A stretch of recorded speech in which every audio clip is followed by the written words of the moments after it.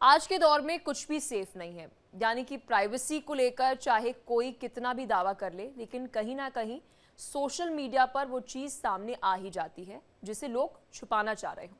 ऐसा एक video social media पर वायरल हो रहा है ताजमहल का। और ताजमहल का जो वीडियो है उसमें अगर हम बात करें, दुनिया के 7 अजूबों में शामिल है जिसे शाहजहां ने अपनी बेगम मुमताज़ की याद में बनवाया था। और इसी ताजमहल के अंदर खाने में शाहजहां और उसकी बेगम की कब्र है, लेकिन आम लोगों के लिए ये वहां पर जाने के लिए एंट्री नहीं होती है। इन मकबरों की सुरक्षा के लिए आम जनता की आवाजाही वहां पर बंद की जाती है। और लेकिन अब इस वीडियो में एक जो वायरल हो रही है उसमें तेजी से ये वीडियो जो वायरल हो रही है उसमें सामने आ रहा है कि अंदर से वो कैसे दिखता है। अब वायरल हो रहे वीडियो में एक शख्स जो है उस जगह का वीडियो बना रहा है और जहां पर आम लोगों का आना जाना जो है प्रतिबंधित है। ऐसे में दोनों कब्रों की जो सुरक्षा है उसको लेकर कई व्यवस्था पर सवाल भी उठ रहे हैं और इसमें कुछ पड़ताल भी किए गए हैं। क्या बदलाव किए गए हैं, देखिए हमारी इस खास पड़ताल में।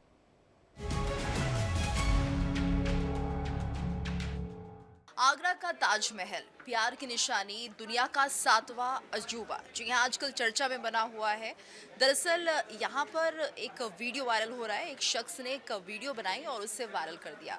दरअसल इसमें आप देख सकते हैं कि ये जो शख्स है वो ऐसी जगह जाता हुआ दिखाई दे रहा है ताजमहल की, जहाँ पर कहा जाता है कि ये स्थान प्रतिबंधित है, यानी कि यहाँ कोई एंट्री नहीं ले सकता। और आपको जानकर हैरानी होगी कि वो कौन सी जगह है ताजमहल की जहाँ पर ये शख्स घूमता हुआ दिखाई दे रहा है। दरअसल ये है वो कब्र जो कि शाहजहां और मुमताज महल की कब्र मानी जाती है और इन्हें असली कब्रगाह कहा जाता है। और जिस रास्ते से ये एंट्री लेता है ये उस रास्ते को भी दिखाता है। और इसके साथ साथ बैकग्राउंड में एक म्यूज़िक भी यहाँ पर चलता हुआ दिखाई देता है, जिसमें कि साफ तौर पर एक गाना बजता है, जिसमें कि ये आप अगर देखेंगे इसके लिरिक्स को तो समझेंगे कि जो वादा किया वो निभाना पड़ेगा। जी हाँ, यही वो गाना है जो आजकल इस वीडियो के साथ वायरल हो रहा है। हालांकि बैकग्राउंड में देखकर सुनकर तो अच्छा लग रहा है, लेकिन सवाल उठता है यहाँ की सिक्योरिटी को लेकर कि आखिर इस प्रतिबंधित क्षेत्र में ये जो व्यक्ति है वो पहुँचता कैसे है। यहाँ की सिक्योरिटी क्या कर रही थी, सुरक्षा कहाँ पर थी, और जिस गुप्त रास्ते से वो नीचे एंट्री लेता है और इन कब्रों के पास पहुंचता है, वहाँ पर आखिर ये जा कैसे पाता है। क्योंकि अगर आप देखेंगे इस वीडियो को तो बहुत ही धड़ल्ले से वो ये बात भी बताते हुए नज़र आ रहा है कि देखिए ये है वो गुप्त रास्ता जिसके चलते शाहजहां और मुमताज महल की कब्रों तक पहुँचा जा सकता है। ऐसे में सुरक्षा को लेकर सवाल उठ रहे हैं कि व्यक्ति यहाँ तक पहुँचा कैसे, और अगर यहाँ पर ये पहुँचा है तो उसके पीछे किसका हाथ है। क्या यहाँ पर जो सुरक्षाकर्मी थे उनकी मदद से ही से इस गुप्त रास्ते के बारे में पता था, जिसके चलते यहाँ पर पहुँच जाता है और उसके बाद बहुत आसानी से इसका वीडियो भी बनाता है। तो आप ये देखिए कि क्योंकि एक बड़ी धरोहर है ताजमहल, और ऐसे में ताजमहल की सुरक्षा को लेकर जिस तरह से पुख्ता इंतज़ाम होने के दावे किए जाते हैं, उन सभी दावों की पोल यहाँ पर खुलती हुई नज़र आ रही है। क्योंकि जिस तरह की सुरक्षा होनी चाहिए थी वैसी नहीं है। अगर ऐसा होता तो ये जो शख्स है वो यहाँ तक नहीं पहुँच पाता, और यही बड़ी वजह है कि इसको लेकर अब सवाल उठ रहे हैं। तो वीडियो तो वायरल हो रहा है और सीधे तौर पर जिस तरह से वीडियो पॉपुलर भी हो रहा है क्योंकि लगातार लोग इस वीडियो को देख भी रहे हैं, लेकिन सवाल है ताजमहल की सुरक्षा को लेकर कि अगर इस तरह की सुरक्षा यहाँ पर रहेगी तो कोई भी इन कब्रों तक पहुँच सकता है, जिन्हें कि बहुत ज़्यादा सहेज कर रखने की ज़रूरत है और जो कि प्रतिबंधित क्षेत्र है। तो यहाँ पर कहीं ना कहीं एक तरह से लापरवाही सुरक्षा में देखने को मिली है। ताजमहल के प्रतिबंधित कक्ष का वीडियो वायरल होने के बाद सोशल मीडिया पर सुर्खियां इसको लेकर के बन गई हैं। ऐसे में देखिए कि लोगों की प्रतिक्रियाएं अब सामने आने लगी हैं। कोई इसे रोमांचक बता रहा है तो कोई इसे सुरक्षा में चूक कह रहा है। अब ऐसे में देखिए एक यूजर ने यहाँ पर लिखा कि खबर 2025 की है, ताजमहल को दुनिया के सबसे खूबसूरत इमारत के लिए चुना गया है, अपने आप में गौरवान्वित कर देने वाला पल। और ऐसे में उन्होंने ये कहा, भारत का गौरव ताजमहल। वहीं एक अन्य यूजर जो है वो ये कहते हैं कि मैं भी इस कक्ष में जो है जा चुका हूं। पहले 1994-95 में जो है ताजमहल का ये कक्ष जो है वो खुला रहता था पर्यटकों के लिए, और ऐसे में अंदर जाकर के जो है हमने देखा है इस कक्ष को। इसके बाद लोगों की इन प्रतिक्रियाओं से इस बात को तो समझा जा सकता है कि ताजमहल ना केवल आकर्षण का उनके लिए केंद्र है, बल्कि एक तरह से भावनात्मक तौर पर भी वो जुड़ा हुआ है।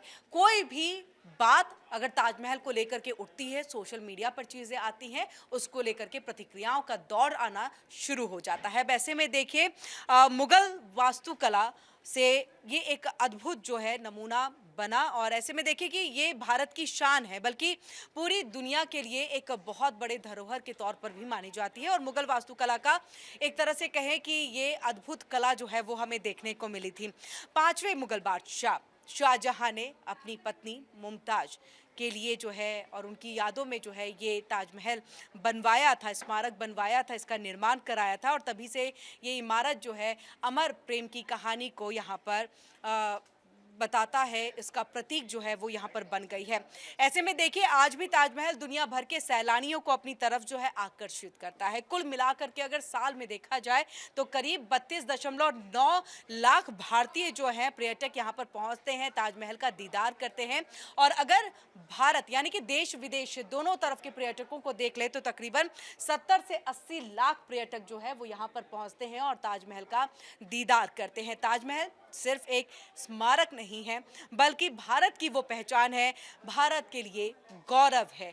और यही वजह है कि किसी भी घटना या फिर वीडियो के आने के बाद तुरंत प्रभाव से लोग एक्टिव हो जाते हैं, सोशल मीडिया पर अपनी प्रतिक्रियाएं देना शुरू कर देते हैं, अपने अनुभवों को साझा करते हैं और भावनाएं खुल करके सोशल मीडिया पर लिखना शुरू कर देते हैं। ताजमहल ना सिर्फ दुनिया का अजूबा है बल्कि भारत की शान भी है, लेकिन इसकी सुरक्षा को लेकर एक नहीं कई बार सवाल खड़े होते रहे हैं। आपको ध्यान में होगा कि 2025 में एक ऐसा ही मामला सामने आया था जहां सुरक्षा एजेंसियों की नींद उड़ गई थी। दिन था 25 मई और साल था 2025 जब ताजमहल को बम से उड़ाने की जो धमकी दी गई थी उससे पूरे शहर में एक हड़कंप मच गया था। लोग परेशान हो गए थे क्योंकि ये पहली बार ताजमहल को बम से उड़ाने की धमकी आई थी। केरल से भेजे गए इस ईमेल ने सुरक्षा एजेंसियों के होश फाख्ता कर दिए। इस ईमेल में साफ लिखा था कि दोपहर 3:30 बजे ताजमहल में आरडीएक्स से विस्फोट किया जाएगा। धमकी सीधे पर्यटन विभाग को भेजी गई थी, दिल्ली पुलिस को और अन्य अधिकारियों को भेजी गई थी, जिसके बाद ये जो जांच एजेंसियां हैं वो हरकत में आई। इसके फौरन बाद ताजमहल को पूरी तरीके से खाली कराया गया।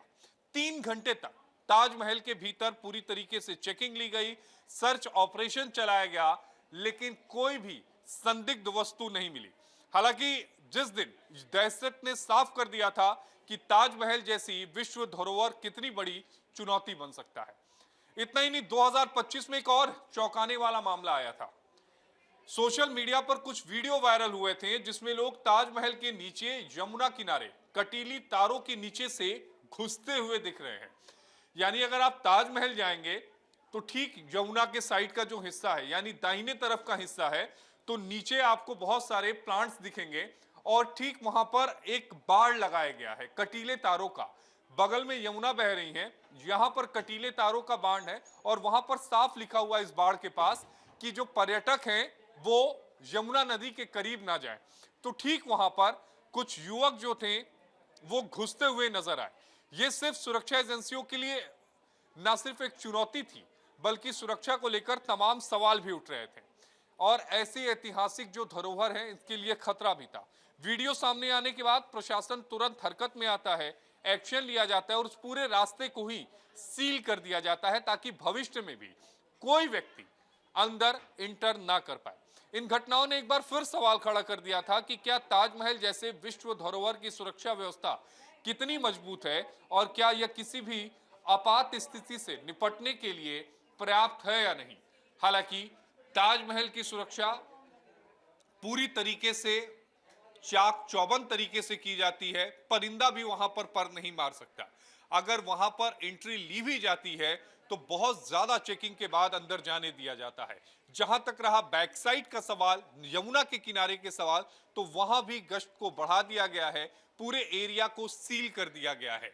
यानी ताजमहल पर परिंदा भी उड़ने से पहले जांच एजेंसियों से पूछता है। ताजमहल जो सिर्फ एक मकबरा नहीं बल्कि उस समय का वास्तुकला का एक जीता जागता बेजोड़ नमूना है और जिसकी चर्चा पूरी दुनिया में होती है, जिसकी खूबसूरती पूरी दुनिया में लोग जानते हैं, समझते हैं। और यही वजह है कि दूर दूर से लोग इस सातवें अजूबे को देखने के लिए यहाँ पर ज़रूर आते हैं। इसकी जो बनावट है, इसकी जो शैली है वो अपने आप में बेहद खास है।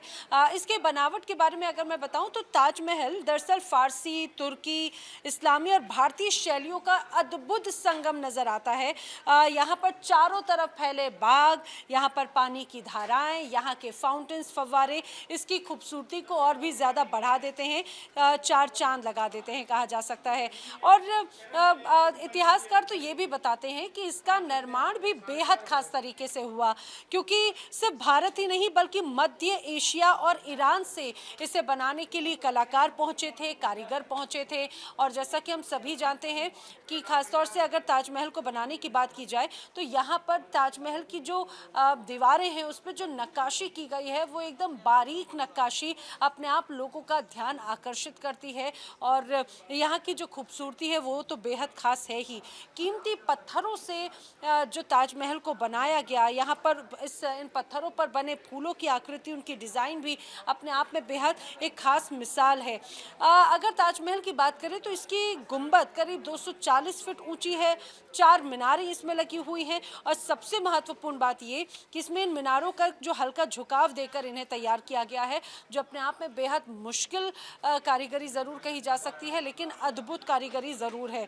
और इसे बनाया भी इस तरीके से किया गया, उस समय इस तरह से तैयार किया गया था कि कभी भविष्य में अगर भूकंप भी आए तो ताजमहल की इमारत को, ताजमहल को कोई भी क्षति ना पहुँचे। यानी ताजमहल की खूबसूरती ही नहीं बल्कि यहाँ पे ये कहा जा सकता है कि इसकी जो इंजीनियरिंग है, इसका पूरा इंफ्रास्ट्रक्चर है वो भी बेहद खास रहा है। अब ये भी कहा जाता है कि ताजमहल इतना ज़्यादा खूबसूरत है, खासतौर से अगर हम मौसमों की बात करें तो बारिश में इसकी खूबसूरती अपने आप में और भी ज़्यादा खास हो जाती है, क्योंकि यमुना का किनारा यहाँ पर हो और चारों तरफ से बाग और पेड़, आपको फाउंटेन्स नज़र आए। यही वजह है कि कई फिल्मों की शूटिंग्स जो हैं वो ताजमहल में हुई और कई एक्टर एक्ट्रेसेस सिर्फ भारतीय नहीं बल्कि अंतर्राष्ट्रीय स्तर के भी एक्टर एक्ट्रेसेस यहाँ पर आकर शूट करके जाते हैं। कई सेलिब्रिटीज़ यहाँ पर आते हैं, फ़ोटोज़ खिंचवाते हैं। और यही वजह है ताजमहल को देखकर हर कोई यही कहता है कि अगर धरती पर कहीं जन्नत है तो वो शायद यही है। और इस जन्नत की हिफाजत के लिए लगातार चाक चौबंद व्यवस्थाएं होती हैं। अब लेकिन अगर कमर्शियल वे में हम कहें तो ताजमहल एक इस तरह की इमारत है, स्मारक है, जहां पर लोग दूर दूर से आते हैं और एक बहुत बड़ा बिजनेस जो है अमाउंट के तौर पर वो यहाँ से ज़रूर नज़र आता है। कहा यह जाता है कि जिस तरह से ये पूरी तरह से बनकर तैयार हुआ, अगर राजस्व के लिहाज से देखा जाए तो बहुत बड़ा राजस्व जो है वो यहाँ से आता है। बताया जाता है कि ताजमहल जब भी कोई यहाँ पर देखने आता है, क्योंकि यहाँ पर इसका टिकट लगता है, और यही वजह है कि पिछले 5 साल में करीब 297 करोड़ रुपए राजस्व जो है वो ताजमहल से जुटाया गया है। और अगर हर साल की बात करें तो लगभग 80 लाख पर्यटक इसे देखने के लिए आते हैं। और चूंकि विदेशी पर्यटकों के लिए और भारतीय पर्यटकों के लिए यहाँ पर जो एंट्री टिकट है उसका चार्ज ज़रूर अलग है, लेकिन विदेशी पर्यटकों के लिए कीमत ज़्यादा है, लेकिन इसके बावजूद एक बहुत बड़ा आकर्षण जो है विदेशी पर्यटकों का यहाँ पर इस दौरान नज़र आता है। और यही वजह है कि ताजमहल से भारत की धरोहर नहीं बल्कि यूनेस्को ने भी इसे अपनी विश्व धरोहर सूची में शामिल किया है। इसीलिए कहा जाता है ये सचमुच 7वां अजूबा है। इसकी खूबसूरती अपने आप में बेजोड़ नमूना है। विश्व में जब 9 वंडर्स का जिक्र किया जाता है और उन वंडर्स में से एक है ताजमहल। ताजमहल की अगर हम बात करें, कोई भी भारत आता है और अलग अलग जगहों पर जब घूमने के लिए जाता है तो उसमें से एक ताजमहल भी होता है। आगरा में ताजमहल का दीदार करने के लिए ना केवल भारत से, अलग अलग देशों से भी लोग जो है वो पहुंचते हैं। इसलिए बहुत ज़्यादा संवेदनशील हम कह सकते हैं कि एक टूरिस्ट प्लेस मानी जाती है। बहुत बार हम देखते हैं कि ताजमहल को लेकर बहुत सारे थ्रेट्स भी सामने आते हैं, बहुत सारी धमकियां आती हैं। कई बार अगर हम बात करें यूपी टूरिज्म के जो मेल आईडी है उस पर इस तरीके के थ्रेट्स जो है वो दिए जाते हैं। अब इसी के मद्देनज़र यूपी पुलिस और साथ ही टूरिज्म विभाग की तरफ से कोशिश की जा रही है कि सुरक्षा का कड़ा पहरा जो है वो ताजमहल में होने चाहिए। अब इसमें देखिए, अब देख रहे हैं मॉडर्न, अगर हम बात करें सुरक्षा का पहरा जो है वो एक तो ऑन ग्राउंड होता है और दूसरा ये होता है कि एरियल व्यू लेने के लिए ड्रोन्स का इस्तेमाल भी जो है वो किया जाता है। अब अगर हम बात करें ताजमहल में, कहा जा रहा है कि सुरक्षा का जो पहरा है वो कड़ा किया जाएगा। जो पूरा प्रेमिसेस है, यानी कि वो जो पूरी एरिया की बात करें, वहाँ पर कहाँ कहाँ तक टूरिस्ट जा पाएंगे, इसके लिए पहले बाकायदा अगर आप टिकट वहाँ पर लेंगे तो उसमें लिखा होता है। और फिर वहाँ पर बहुत सारे हम देखते हैं कि टूरिस्ट विभाग की तरफ से बहुत सारे लोग भी खड़े होते हैं, यूपी पुलिस के भी लोग जो है वो खड़े होते हैं। बाकायदा अगर आप टिकट लेंगे तो उसके बाद हम देखते हैं कि चेकिंग भी जो है वो की जाती है। अब कहा जा रहा है कि इसे और ज़्यादा स्ट्रिक्ट जो है वो किया जाएगा। बता दें, सबसे अहम कदम जो है वो ये होगा कि एंटी ड्रोन सिस्टम, यानी कि अगर ड्रोन वहाँ पर होगा तो वो सिर्फ प्रशासन की तरफ से, वहाँ की पुलिस की तरफ से होगा। अदरवाइज वहाँ आप ड्रोन जो है वो नहीं लेकर आ सकते हैं। ये एक सिस्टम जो है वो वहाँ पर इक्विप किया जाएगा। अगर ड्रोन वहाँ पर होगा तो वो अपने आप ही जो पूरा एंटी ड्रोन सिस्टम होता है वो उसे नष्ट कर देगा। अब हम बात करते हैं ताजमहल में लगभग कितने डायमीटर तक ये लागू होगा। लगभग 7 से 8 किलोमीटर तक ये एंटी ड्रोन ये पूरा एरिया जो है वो घोषित किया जाएगा, क्योंकि लगातार हम देख रहे हैं कि इस तरीके से थ्रेट्स जो हैं वो सामने आ रहे हैं। अब एंटी ड्रोन सिस्टम के साथ साथ आपको बता दें कि वहाँ पर ड्रोन्स के साथ तो ये पूरी टेक्नोलॉजी होगी, लेकिन ग्राउंड पर भी अगर हम बात करें तो वहाँ पर भी सुरक्षा बलों की तैनाती जो है वो की जाएगी।